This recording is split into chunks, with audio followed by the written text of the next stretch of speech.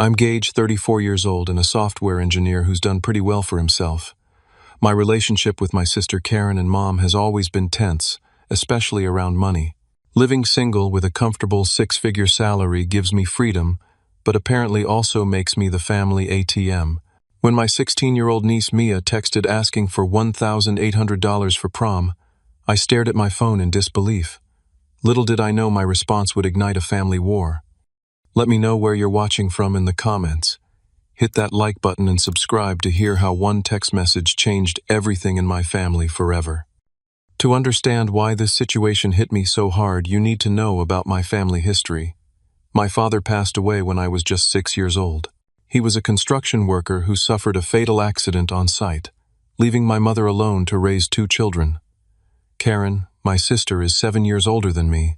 Even before Dad died, she was always the golden child, the one who got the praise, the attention, and the expectations. After his death, that dynamic only intensified. Mom worked 2 jobs to keep us afloat, which I respect immensely. She was a nurse by day and waitress at night. But her absence meant Karen essentially became my caretaker from a young age. Instead of creating a bond between us, this responsibility bred resentment. Karen never let me forget that she had to sacrifice parts of her teenage years to look after her little brother. Growing up, everything was a comparison. Why can't you get grades like your sister? Karen never gave me this much trouble. Look how responsible Karen Island. It was exhausting living in her shadow, especially when I was trying my best with little encouragement. Mom saw Karen as the responsible one, the one who would succeed, while I was just the problem child who needed to be managed. When Karen turned 20, she met Brian. 6 months later, they were married, and Mom was ecstatic. Brian came from what appeared to be a good family, had a decent job in sales, and promised to take care of Karen. What none of us realized at the time was that Brian was incredibly irresponsible with money. He talked a big game about investments and business opportunities, but most of his schemes fell through. Karen, desperate to maintain the appearance of success, never told Mom about their financial troubles. Meanwhile, I was determined to make something of myself. Unlike Karen, who had her college partially funded by Mom's savings from Dad's life insurance, I had to work for mine. By the time I was ready for college, that money was gone, spent primarily on Karen's education and wedding. I worked 20 hours a week stocking shelves at a local grocery store while maintaining a full course load in computer science. Summers weren't for relaxation. I worked 60-hour weeks to save for the upcoming school year. The real tension with Karen started during my sophomore year of college. She called me crying about how they couldn't make rent. Despite being a broke college student, I scraped together $600 to help them. That was the first of many emergencies where Karen needed financial assistance. Car repairs, medical bills, housing deposits, each time with the promise to pay me back, which never happened. After graduation, I landed a job at a tech startup that eventually took off. I worked 80-hour weeks, took risks, and built a reputation as a problem solver. 4 years in, our company was acquired by a larger tech firm, and my stock options became worth something substantial. For the first time in my life, I had financial security, all through my own hard work and determination. Karen and Brian's financial situation, however, continued to deteriorate. They bought a house they couldn't afford in an upscale neighborhood, leased luxury cars, and took lavish vacations, all while struggling to pay basic bills. Karen became increasingly creative with her reasons for needing money, and I became increasingly skeptical. Their daughter, my niece, Mia, was born when I was in college. I always tried to be a good uncle, sending birthday and Christmas presents, attending school events when I could. But I watched with growing concern as Mia was raised with no concept of financial responsibility. She got everything she wanted, regardless of whether her parents could afford it. New phones, designer clothes, expensive hobbies that would be abandoned after a month, all because Karen and Brian couldn't say no. They were raising her exactly how they lived, spending today and worrying about the consequences tomorrow. Mom remained oblivious to the reality of Karen's situation. In her eyes, Karen had done everything right. Married young, had a child, bought a nice house. I was the odd one out, focused on my career, unmarried, childless. When Karen complained to Mom about my reluctance to help out the family, Mom would call me delivering guilt trips about family obligation and how I should support my sister. "Blood is thicker than water, Gage," she would say. "You have more than enough. Why can't you help your sister when she needs it?" What neither of them acknowledged was that I had helped repeatedly to the tune of thousands of dollars that disappeared into the black hole of Karen and Brian's mismanagement.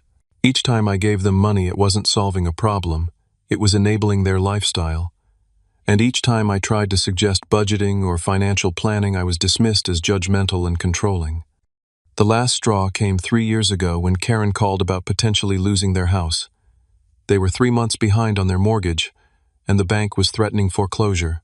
I agreed to help on the condition they meet with a financial advisor and create a budget.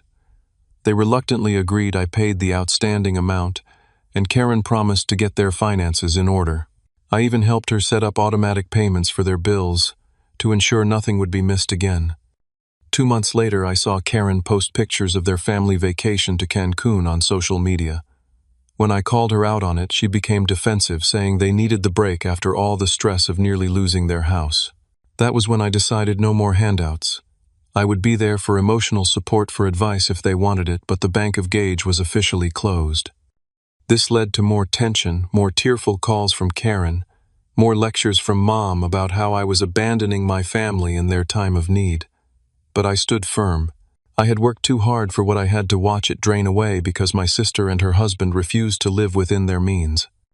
That brings us to Mia, now 16, and fully indoctrinated into her parents' mindset that money grows on trees, specifically trees in Uncle Gage's backyard.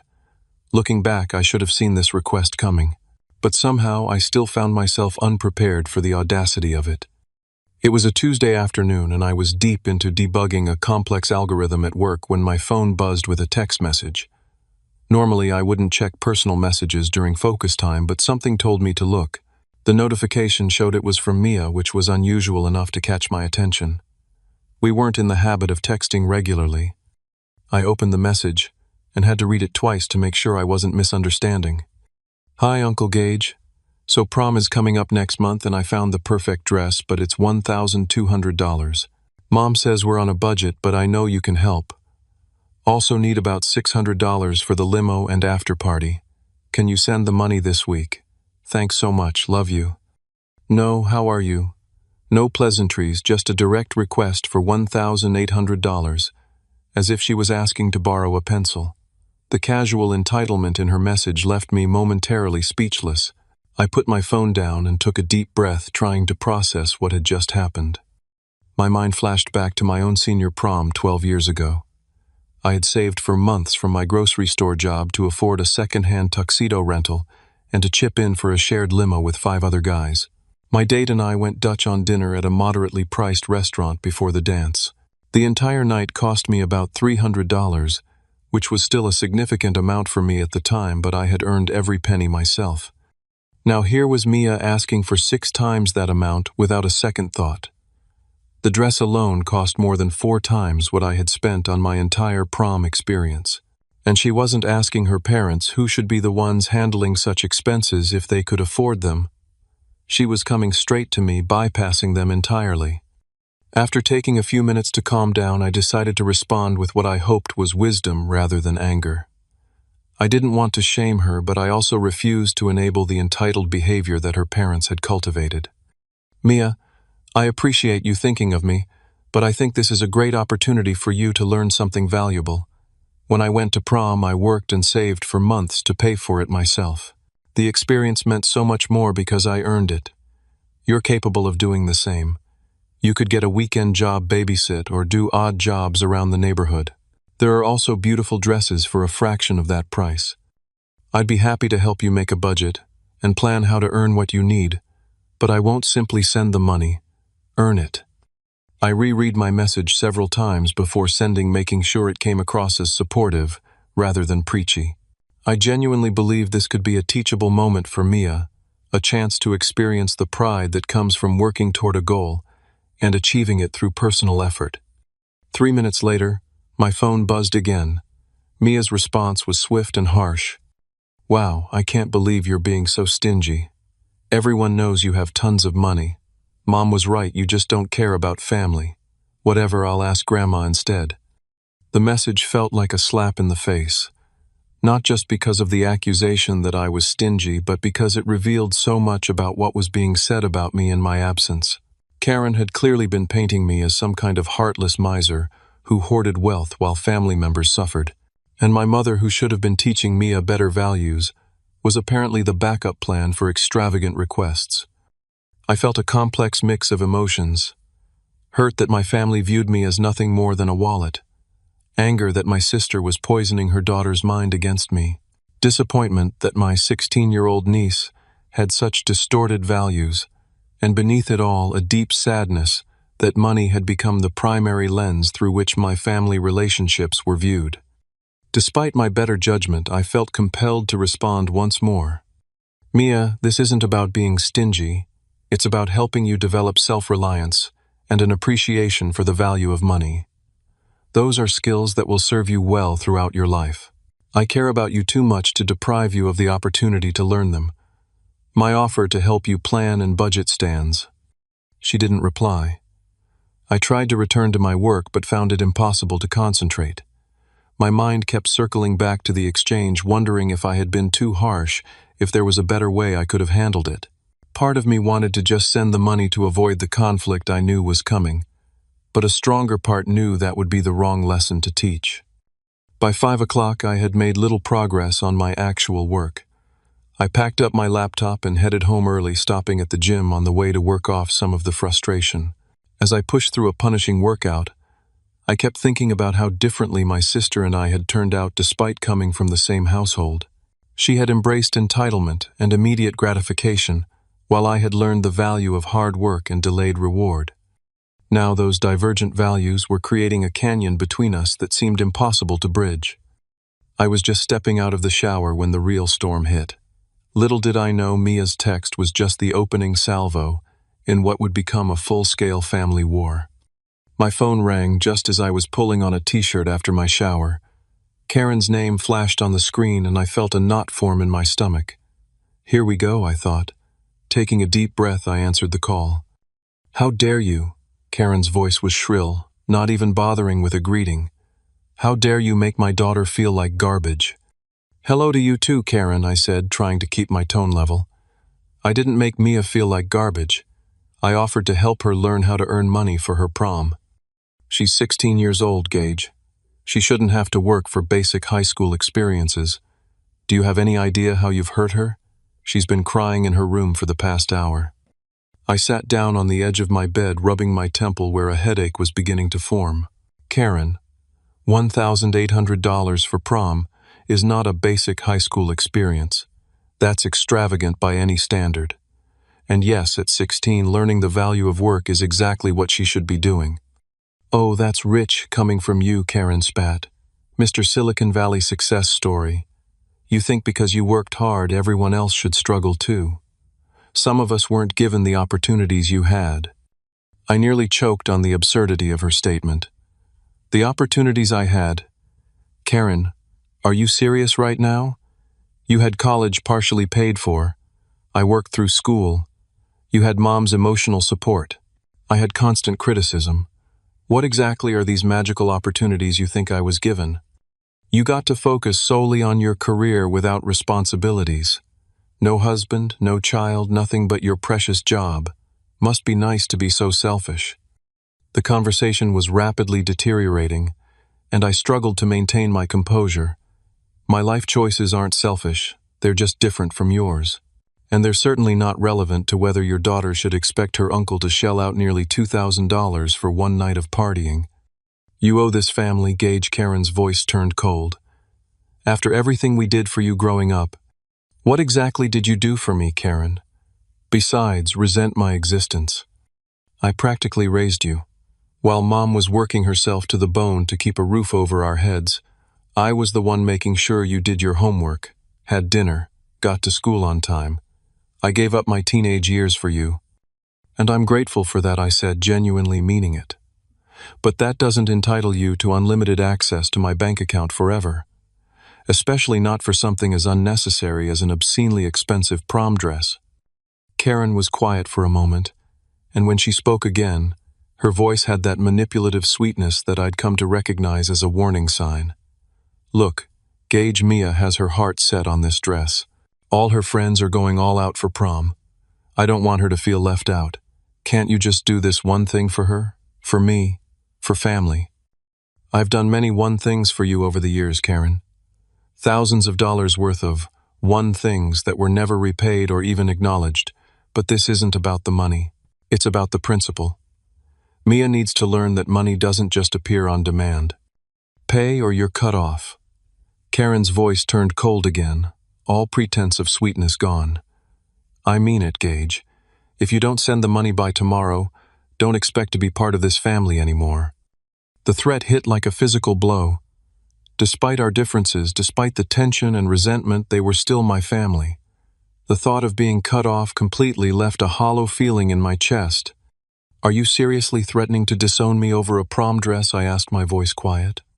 This isn't about the dress. This is about years of you looking down on us, judging our choices, acting like you're better than everyone. The dress is just the last straw. Before I could respond, Karen hung up. I sat there, phone in hand, feeling like I'd been hit by a truck. The unfairness of her accusations stung. But what hurt more was the realization that this was how my sister truly saw me, not as someone who had worked hard to overcome obstacles, but as someone who had been given advantages and now lorded to them over everyone else. I barely had time to process the conversation with Karen when my phone rang again. This time it was my mother. I briefly considered not answering, but knew that would only make things worse. Gage, what is this I hear about you? Refusing to help Mia with her prom.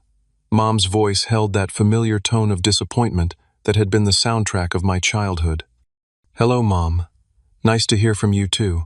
I'm doing well, thanks for asking, I said, unable to keep the sarcasm from my voice. Don't get smart with me, young man. Karen just called me in tears. How could you be so cruel to your niece? I wasn't cruel, Mom. Mia asked me for $1,800 for prom. I told her that was excessive and offered to help her learn how to earn money and budget instead. Gage, you know, your sister struggles financially. Why are you being so difficult? You've got more than enough money. There it was again, the assumption that my financial stability somehow obligated me to bankroll everyone else's poor decisions. My financial situation isn't the point, Mom. The point is teaching Mia responsible values. Don't lecture me about values, Gage. I raised you both with good values. Karen is doing her best as a mother, and if you had children of your own, you'd understand how important it is to give them the best experiences possible. Even when those experiences cost nearly $2,000 that her parents can't afford, how is teaching her to spend beyond her means a good value? It's her senior prom, Gage. It's a once-in-a-lifetime event. Every girl deserves to feel special. I took a deep breath, trying a different approach. Mom, when I was in high school, did you give me $1,800 for prom? There was a pause. That was different. We didn't have that kind of money then. Exactly. And I still had a great time because I worked and saved for it myself. That's all I'm suggesting Mia do. You always were stubborn, Mom sighed. Just like your father. He never understood the importance of family either. The comparison to my father, especially framed as a criticism, ignited a spark of anger. Dad worked himself to death, providing for this family. Don't you dare suggest he didn't understand family importance. Well, you're certainly following in his footsteps, working all the time, no wife, no children, and now pushing away the family you do have over money. This isn't about money, I was nearly shouting now. This is about responsibility and reasonable expectations. Why am I the bad guy for not wanting to spoil Mia rotten? Because you're being selfish, Gage. Plain and simple. Karen is right, you've changed. Success has made you forget where you came from and who was there for you. If you can't do this small thing for your niece, then maybe you aren't the son I thought I raised. The call ended with my mother's disappointment hanging heavy in the air. I tossed my phone onto the bed and paced my apartment, a mixture of rage and hurt churning inside me. How had I become the villain in this story? When did having boundaries and promoting responsibility become character flaws? The worst part was the seed of doubt their words had planted. Was I being unreasonable? Had success changed me? Was I being stingy just to prove a point? No, I decided. This wasn't about the money. It never had been. This was about principles, about teaching values that would serve Mia well in life. If that made me the bad guy in my family's eyes, then so be it. Sometimes doing the right thing meant being misunderstood. What I didn't realize then was that the situation was about to get much more complicated, and the true nature of my family's financial entanglement with me was about to be revealed. After those explosive phone calls, I couldn't settle. My apartment felt too quiet, too empty, a stark contrast to the emotional chaos swirling inside me. I poured myself a glass of bourbon neat and sat at my kitchen counter, replaying the conversations in my head. Karen's threat of cutting me off from the family echoed painfully. Despite our differences, I'd always held on to the hope that someday we might repair our relationship. Now that possibility seemed to be slipping away over a prom dress of all things. As I sipped my drink, something Karen had said during one of our previous financial emergencies resurfaced in my memory. About 3 years ago, when she called about potentially losing their house, she'd mentioned something specific about their mortgage payment, a figure that had seemed oddly high, even for their upscale neighborhood, $2,200 monthly. Why was that figure suddenly bothering me? I pulled out my laptop and logged into my bank account, something tugging at the back of my mind. I rarely scrutinized my recurring payments, trusting in the automatic systems I'd set up to manage my finances. Most of my bills were fairly consistent, and I had enough buffer in my accounts that small fluctuations never caused problems. I navigated to the recurring payments section and scrolled through the list: internet utilities, subscriptions, charitable donations, retirement contributions, and then I saw it. A monthly payment of $2,200 to Homestead Mortgage Services, scheduled to withdraw on the 1st of every month for the past 3 years. I stared at the screen, confusion giving way to dawning horror. I had no mortgage. I owned my condo outright, having paid cash for it after the company acquisition. This wasn't my payment, it was Karen's. With shaking hands, I pulled up the payment history. 36 payments of $2,200 each, totaling $79,200 over 3 years. Money that had been silently flowing from my account to pay for my sister's mortgage without my knowledge or consent. The memory came back in full force now. 3 years ago, when Karen and Brian were facing foreclosure, I had helped them set up automatic payments to ensure they wouldn't miss another mortgage payment. Karen had been at my place looking over my shoulder as I logged into my accounts and showed her how to set up recurring payments. She must have somehow added her mortgage to my payment list when I wasn't looking, or perhaps afterward using my saved login. The betrayal cut deep. This wasn't a one-time request for help or even occasional financial assistance. This was systematic theft, month after month, year after year, without my knowledge. And all the while, Karen had continued to ask for additional money for emergencies, knowing full well she was already taking thousands from me monthly. I dug deeper, pulling up my credit card statements from the past few years. Sure enough, there were charges I didn't recognize, mostly from department stores, spas, and restaurants in Karen's area. She had added herself as an authorized user on one of my credit cards, probably during that same visit, and had been using it sparingly enough that the charges blended in with my regular expenses. The total financial damage was staggering. Between the mortgage payments and credit card charges, Karen had taken well over $80,000 from me over the past 3 years. No wonder she could afford lavish vacations and luxury items while claiming financial hardship. She had been supplementing their lifestyle with my money all along. And now she had the audacity to demand $1,800 for Mia's prom, threatening to cut me off from the family if I refused. The irony would have been laughable if it wasn't so painful. I spent the next hour compiling evidence, taking screenshots, making notes of dates and amounts. Part of me wanted to call Karen immediately and confront her with what I'd discovered, but I knew that conversation would be better had when I wasn't burning with fresh anger.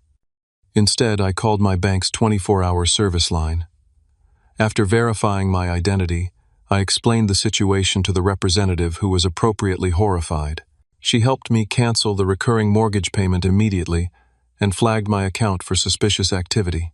She also helped me report the unauthorized credit card use and initiate the process to get a new card issued with a different number. "Sir, you may want to consider filing a police report," the representative suggested gently. "This is financial fraud." The thought of filing charges against my own sister made my stomach churn despite her betrayal. "I'll consider it," I said, knowing I probably wouldn't follow through. Despite everything, she was still family, and the thought of Karen potentially facing legal consequences was more than I could bear. After hanging up with the bank, I sat in stunned silence, trying to process the magnitude of what had happened. The sense of violation was profound. This wasn't just about money, it was about trust, about taking advantage of someone who had already given so much. I thought about all the times Karen had guilted me for not helping enough, for being stingy with my extra money, all while secretly draining my accounts to fund the lifestyle she felt entitled to. The audacity was breathtaking. I thought about my mother too, her unwavering support of Karen, her constant criticism of my life choices. Did she know about this arrangement? Was she complicit in the deception, or just another victim of Karen's manipulative behavior? As the night wore on, my shock and hurt began to crystallize into resolve. This had to stop, not just the financial drain, but the entire dysfunctional dynamic. For too long I had allowed myself to be manipulated, guilted, and now stolen from all in the name of family obligation. By the time I finally went to bed, it was nearly 2 in the morning. I had canceled the mortgage autopay, reported the fraudulent credit card use, changed all my financial passwords, and set up additional security measures on my accounts. The immediate bleeding had been stopped. What I hadn't decided yet was how to confront Karen and the rest of my family with what I'd discovered. That would require a level of emotional preparation I wasn't capable of in my current state. For now, I had done what was necessary to protect myself financially. The emotional reckoning would have to wait until morning. As I drifted into an uneasy sleep, I wondered what Karen's reaction would be when the mortgage payment didn't go through. Would she panic? Would she immediately know I had discovered her scheme? Or would she try to maintain the charade, perhaps coming up with another emergency to explain why she suddenly needed $2,200? One thing was certain: by 8 o'clock the next morning, the carefully constructed house of cards that Karen had built on my unwitting financial support was going to come crashing down. And despite everything, a small, vindictive part of me was looking forward to it. I barely slept that night. My mind kept churning with thoughts of betrayal, anger, and the upcoming confrontation. When my alarm went off at 6:30, I had already been staring at the ceiling for an hour, rehearsing what I would say when the inevitable call came. I went through my morning routine, mechanically brewing coffee stronger than usual, knowing I would need the extra caffeine to get through what promised to be an exhausting day. I considered calling in sick to work, but decided against it. The structure and distraction of my job might be the only thing keeping me sane today.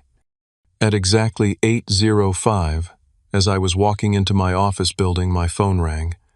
Karen's name flashed on the screen right on cue. I took a deep breath and answered. Gage. Karen's voice was frantic, bordering on hysterical. "Something's wrong with our mortgage payment. The bank just called and said it was declined. Our payment is late, and they're threatening late fees. I don't understand what happened." I remained silent for a moment, letting her panic hang in the air. "I canceled the automatic payment last night," I finally said, my voice calm and controlled. "You? What?"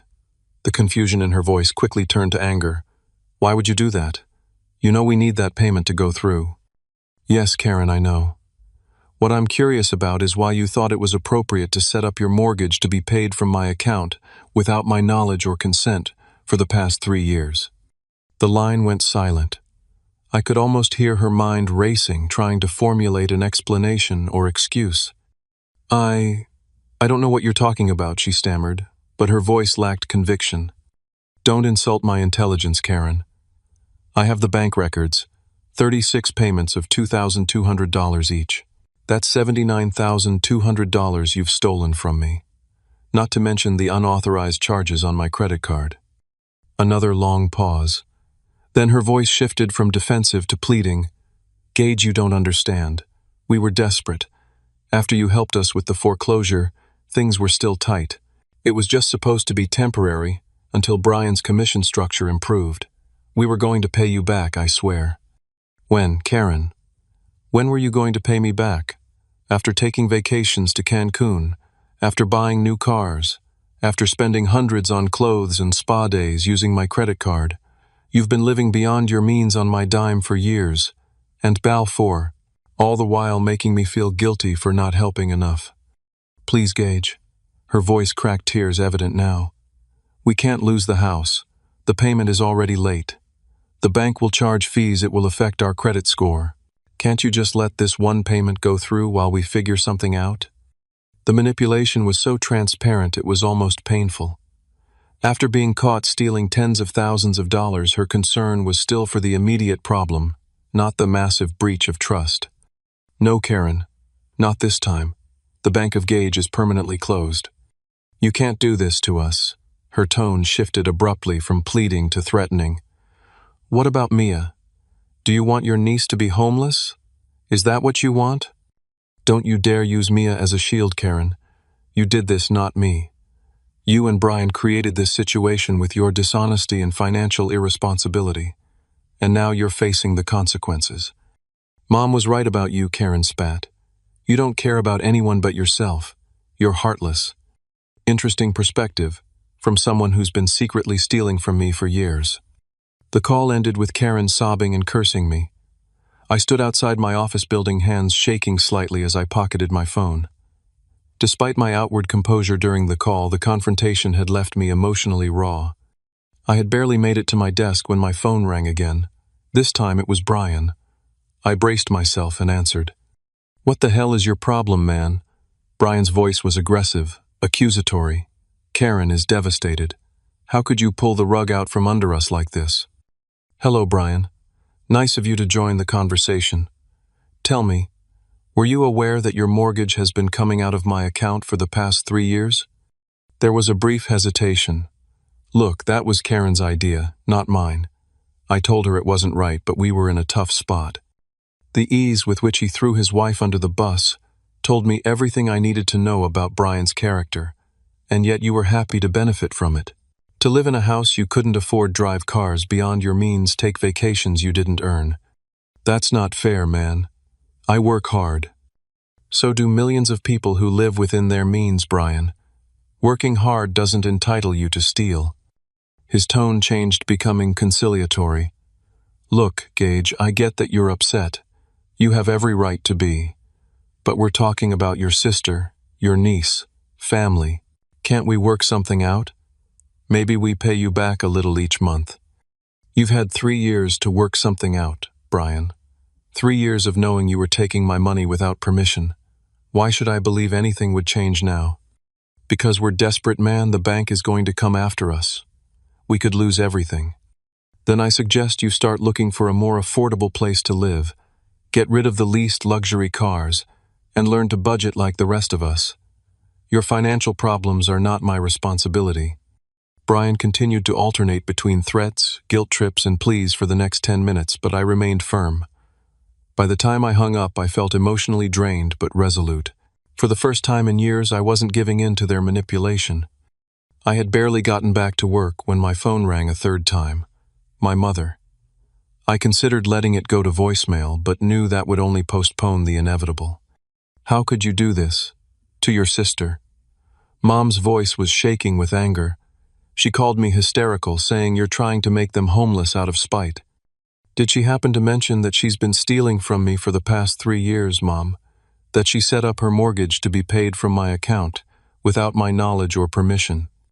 There was a pause. What are you talking about? Either Mom was genuinely in the dark, or she was a better actor than I gave her credit for. I explained the situation in detail, including the unauthorized credit card charges and the total amount Karen had taken from me over the years. That can't be right, Mom said, but her voice had lost some of its certainty. Karen wouldn't do something like that. I have the bank records, Mom.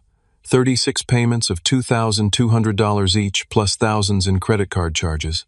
This isn't a misunderstanding or an accident. This was deliberate and sustained financial fraud. Mom was quiet for a long moment. Even if what you're saying is true, you can't just cut them off without warning. They have a child, Gage, your niece. I'm aware of that, Mom, and I feel terrible that Mia is caught in the middle of this. But continuing to enable Karen and Brian's financial irresponsibility isn't helping anyone, least of all Mia. They need to learn to live within their means and take responsibility for their choices. So you're just going to let them lose their house? What kind of brother does that? The guilt trip was so predictable it almost made me laugh. The kind who's tired of being stolen from and manipulated, Mom. The kind who's finally setting boundaries after years of enabling destructive behavior. The conversation continued in circles, with Mom alternating between disbelief about Karen's actions and criticism of my response. By the end, she seemed resigned, if not supportive of my position, agreeing that Karen and Brian needed to face reality, but still pleading for me to find a more gradual solution that wouldn't destroy their lives overnight. I hung up feeling exhausted but strangely light, as if a weight I hadn't fully acknowledged had been lifted from my shoulders. The confrontations had been painful, but necessary. For the first time in years, I had stood my ground without wavering, without giving in to the guilt and manipulation that had characterized our family dynamic for so long. My phone buzzed again in the late afternoon. This time, surprisingly, it was a text from Mia. Mom and Dad are fighting really bad. Mom is crying and Dad keeps yelling about money. Grandma is here too. They think I can't hear, but I can. What's going on, Uncle Gage? My heart sank. Mia was innocent in all this, caught in the crossfire of her parents' financial dishonesty and my reaction to it.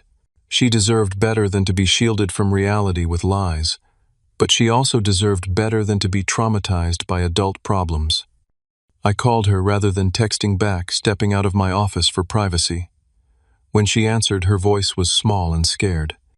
Uncle Gage, are we going to lose our house? I don't know, sweetheart, I said honestly. That depends on what your parents decide to do next. But I want you to know that whatever happens, it's not your fault, and you're going to be okay. Mom said you cut us off because you're mad about the prom money.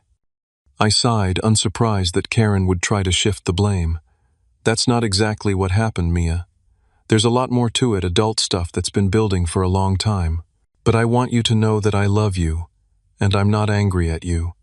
Then why won't you help us? Don't you care if we're homeless?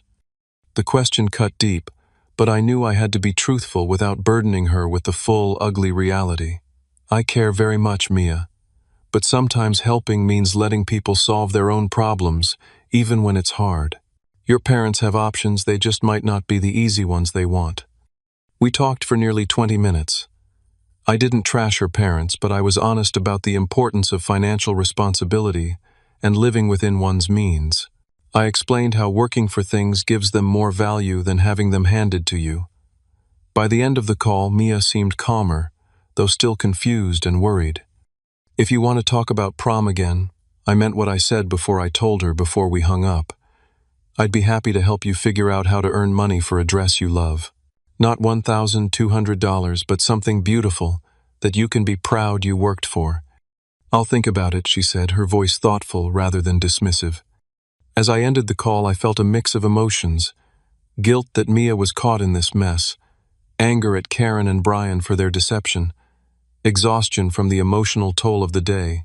But beneath it all was a quiet certainty that despite the pain and conflict, I had done the right thing. For the first time in years, I was refusing to be the enabler, the safety net, the silent victim of my family's dysfunction. The reckoning had only just begun, but already I could feel something shifting both within me and within the toxic family dynamic that had persisted for too long. Whatever came next would be difficult but necessary for all of us.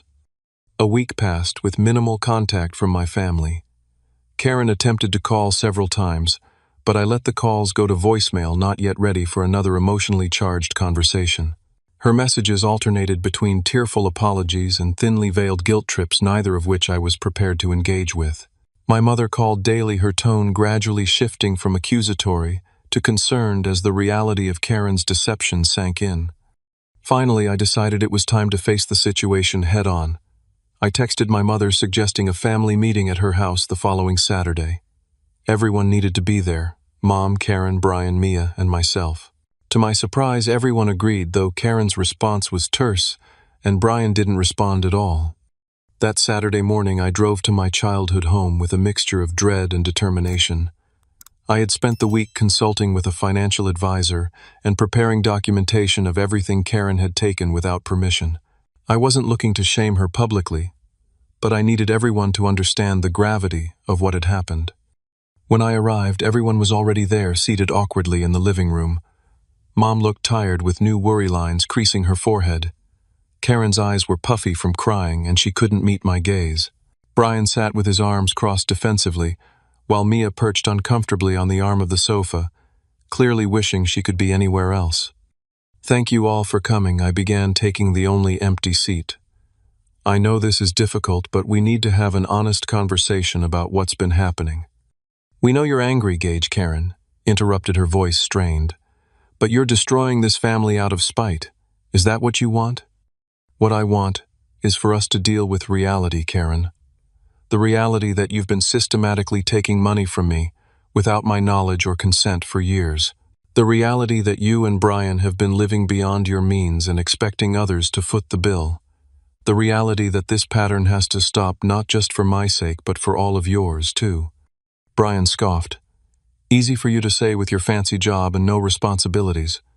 "My job didn't fall into my lap, Brian. I worked for it.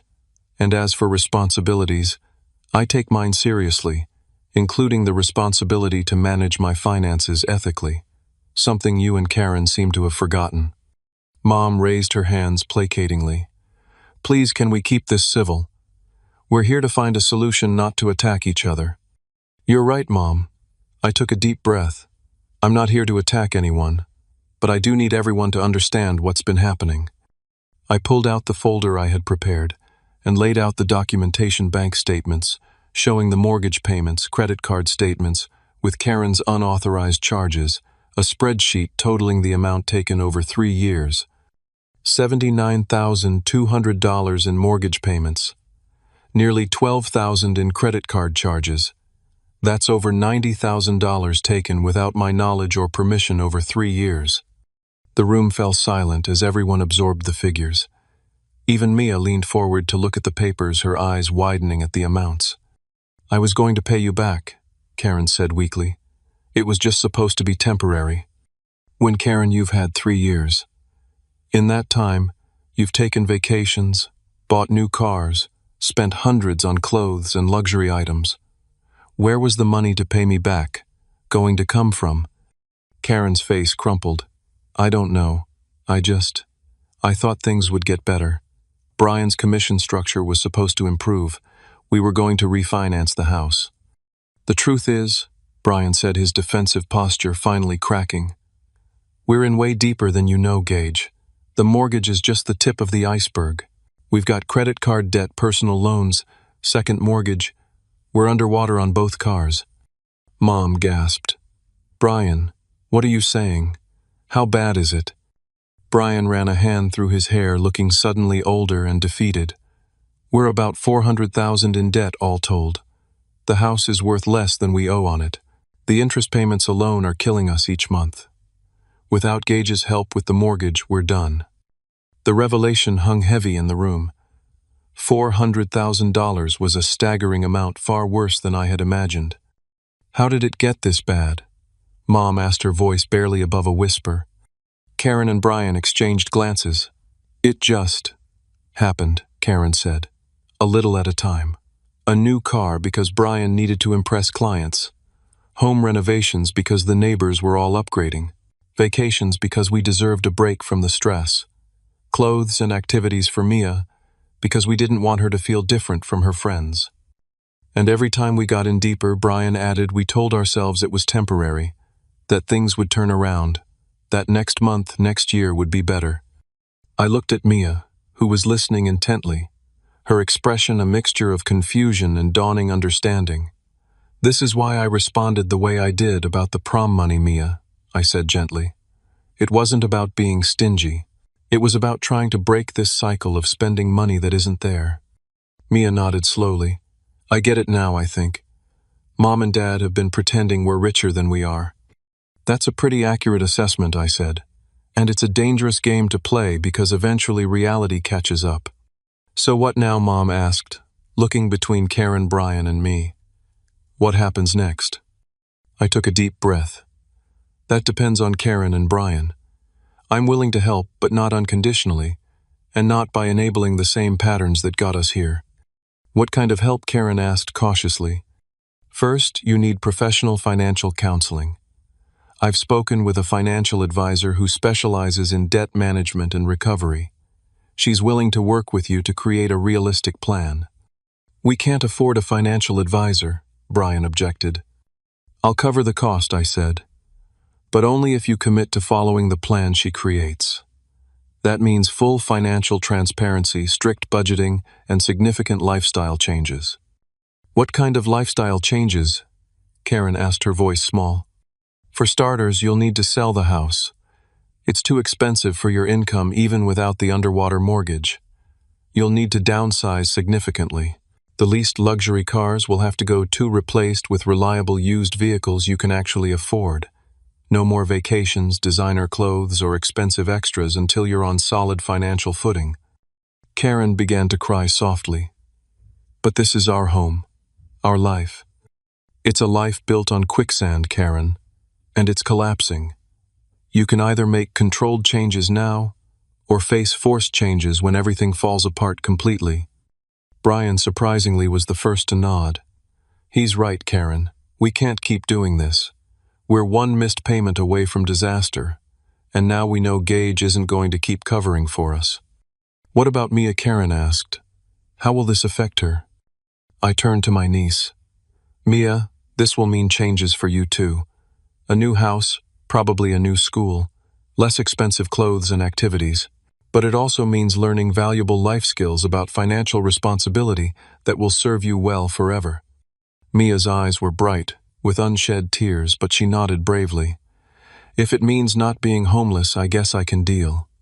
You'll do more than deal, I assured her. You'll thrive, and I'll help you. That offer to help you earn money for a reasonable prom dress still stands.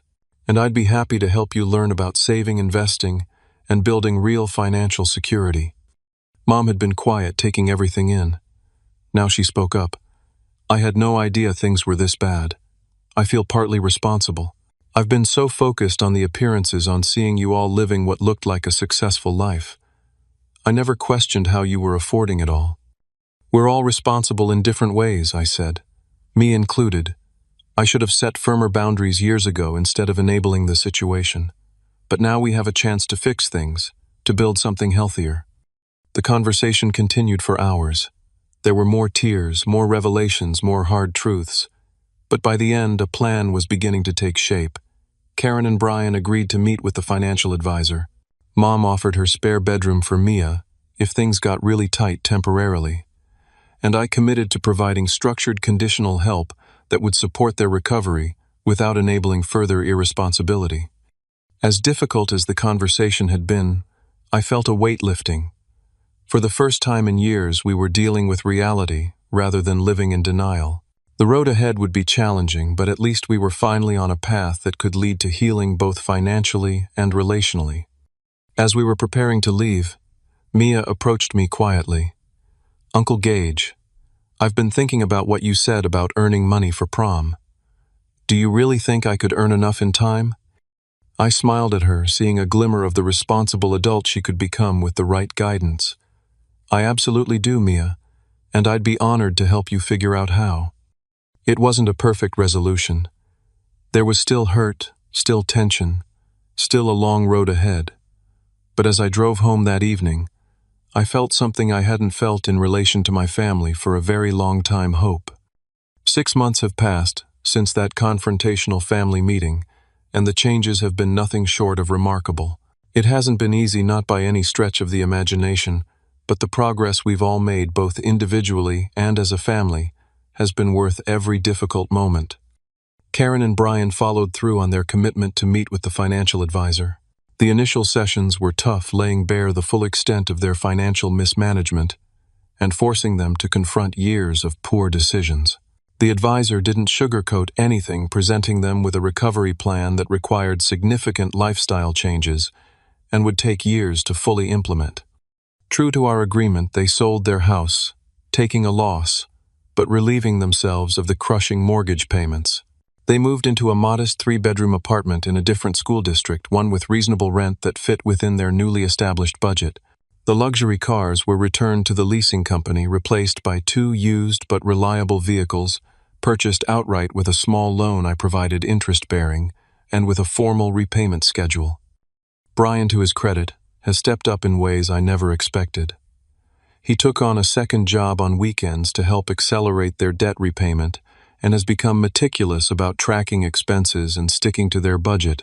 Karen found work as an administrative assistant at a local medical office, contributing a steady income to the household for the first time in years.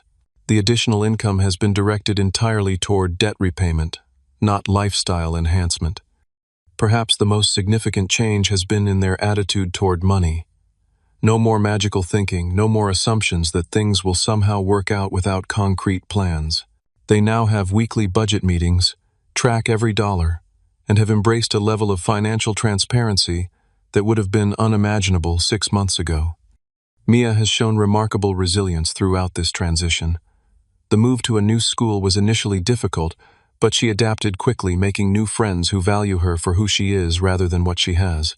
True to my word, I helped her find part-time work as a weekend receptionist at a friend's tech company, a position that taught her valuable skills while allowing her to earn money for her prom and other expenses. Her prom experience ended up being very different from what she had initially envisioned, but in the best possible way. Instead of the $1,200 designer dress, she found a beautiful gown at a consignment shop for $150. She and her date, along with several friends, arranged for a parent to drive them instead of hiring a limo. They had dinner at a reasonably priced restaurant before the dance and attended a friend's supervised house party afterward. The pride in her voice when she called to tell me she had paid for everything herself was worth more than any amount of money I could have given her. It meant more because I earned it, she told me, echoing the very words I had tried to convey in that first text message exchange. My relationship with my mother has undergone its own transformation. The blinders of favoritism and denial have begun to fall away as she's witnessed the consequences of years of enabling Karen's behavior.